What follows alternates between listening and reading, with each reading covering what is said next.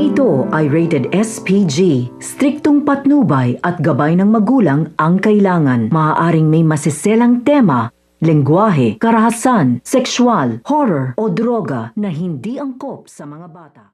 Tuluyan na ngang lumabas ang katotohanan na si Charmaine nga at itong si Venice ay nagnanakaw sa kumpanya nga ng mga palma. Kaya naman nga ito ngang si Charmaine ay agad-agad ngang inaresto ng mga kapulisan.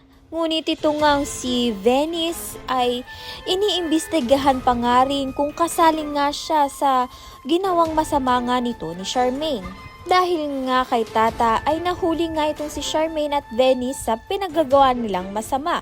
Ngunit ito ngang si Venice ay gagawa nga ng paraan upang nga mapagalitan nga itong si Tata. Kaya naman nga't ang Xerox machine nga ay nasira at tinuturo ngang si Tata ang sumira nga nito. Kaya naman nga takot na takot nga itong si Tata na magsumbong nga dito kay Sir Gov sa nangyari.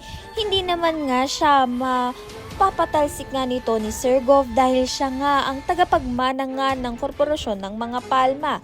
Sa kabilang banda naman nga, ang investigador nga nito ni Sir Gov ay bumalik na at nakita na nga raw niya ang anak nga nito ni Sir Gov.